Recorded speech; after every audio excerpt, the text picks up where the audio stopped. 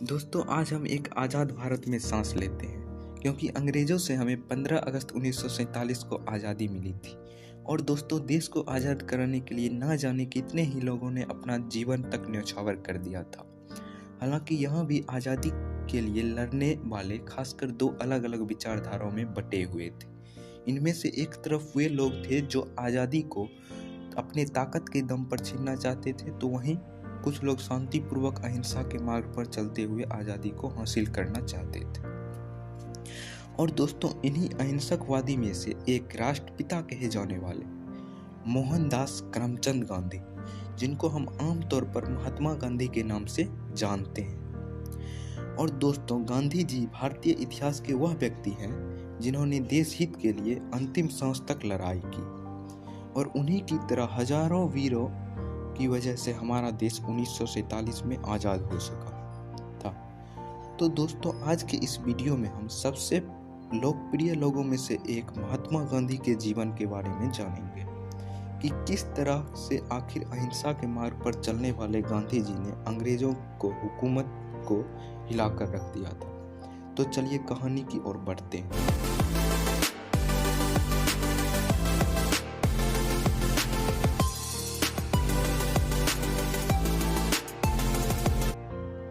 तो दोस्तों कहानी की शुरुआत होती है 2 अक्टूबर 1869 से, जब गुजरात के पोरबंदर शहर में महात्मा गांधी जी का जन्म हुआ और उनके पिता का नाम करमचंद गांधी और मां का नाम पुतलीबाई था। हालांकि भले ही गांधी जी पोरबंदर शहर में पैदा हुए, लेकिन जन्म के कुछ साल बाद ही उनका पूरा परिवार राजकोट में रहने लगा। फिर गांधी जी की शुरुआती पढ़ाई भी वहीं से हुई थी। और दोस्तों 9 साल की उम्र में पहली बार स्कूल जाने वाले गांधी जी शुरू से ही काफी शर्मीले थे और वह बचपन से ही किताबों को अपना दोस्त मानते थे। और फिर आगे चलकर 13 साल की उम्र में उनकी शादी उनसे 1 साल बड़ी लड़की कस्तूरबा से हो गई। दरअसल भारत में उस समय शादियां काफी छोटी उम्र में ही हो जाया करती थी।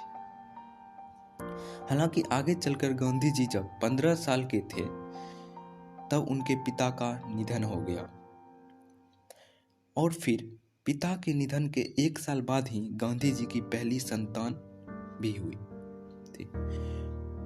लेकिन दुर्भाग्य से जन्म के कुछ समय बाद ही बच्चों की मृत्यु हो गई थी, और इस तरह गांधी जी के ऊपर मानव दुखों का पहाड़ टूट पड़ा था। हालांकि इन कठिन परिस्थितियों में भी गांधी जी ने खुद को संभाला, और फिर आगे चलकर कॉलेज की पढ़ाई करने के बाद में महावजी देवी जोशी जी के सलाह पर गांधी जी ने लंदन जाकर लॉ की पढ़ाई की। हालांकि 1888 ईस्वी में गांधी जी दूसरी बार पिता बने, और इसी वजह से उनकी मां नहीं चाहते थे कि वह अपने परिवार को छोड़कर कहीं दूर जाए। लेकिन कैसे भी करके उन्होंने अपनी मां को मनाया, और फिर 4 सितंबर 1888 को लंदन पढ़ाई करने के लिए चले गए। और फिर 1891 ईस्वी में पढ़ाई पूरी करके वह अपने वतन भारत वापस आ गए। हालांकि विदेश में पढ़ाई करने के बावजूद भी भारत आने पर उन्हें नौकरी के लिए काफ़ी भागीदारी करनी पड़ी। और फिर 1893 में टाटा अब्दुल्ला एंड कंपनी नाम के एक भारतीय कंपनी में उन्हें नौकरी मिली। हालांकि इस नौकरी के लिए उन्हें साउथ अफ्रीका जाना पड़ा था। और दोस्तों साउथ अफ्रीका में बिताए गए साल गांधी जी के जीवन के सबसे कठिन समय में से एक था, क्योंकि वहां उन्हें काफ़ी भेदभाव का सामना करना पड़ा। हालांकि इन्हीं भेदभाव में से उन्हें इतना सक्षम बना दिया कि वह लड़ने के लिए पूरी तरह से तैयार रहते थे। और दोस्तों यूं तो गांधी जी को सिर्फ 1 साल के लिए साउथ अफ्रीका भेजा गया था, लेकिन वहां रह रहे भारतीयों और आम लोगों के हक के लिए वह अगले 20 साल तक लड़ते रहे। और इसी दौरान उन्होंने नेशनल इंडियन कांग्रेस की स्थापना की थी। और दोस्तों अफ्रीका में रहते हुए गांधी जी ने एक निडर सिविल राइट्स एक्टिविटीज के रूप में खुद को पहचान बना ली थी। और फिर गोपाल कृष्ण गोखले जी को एक इंडियन नेशनल कांग्रेस के लिए सीनियर लीडर थे। उन्होंने गांधी जी को भारत वापस आकर अपने देश को आज़ादी करवाने के लिए लोगों की मदद करने की बात कही। और फिर इस तरह से 1915 में गांधी जी भारत वापस आ गए। फिर यहाँ आकर उन्होंने इंडियन नेशनल कांग्रेस ज्वाइन करके भारत को आज़ादी में अपना सहयोग शुरू कर दिया। और फिर भारत के अंदर बस कुछ साल में ही वे लोग के चहीते बन गए। और फिर अहिंसा के मार्ग पर चलते हुए उन्होंने भारत के लोगों में एकता की गांठ बांध दी। यहाँ तक कि उन्होंने अलग अलग धर्म और जात के लोगों को भी एक साथ लाने का काम किया।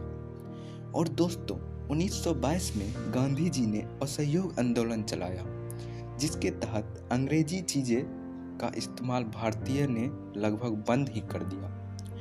और फिर जब यह आंदोलन काफ़ी सफल साबित हो रहा था तो महात्मा गांधी को 1922 में 2 साल के लिए जेल भेज दिया गया। हालांकि गांधी जी के जेल जाने पर लोगों के अंदर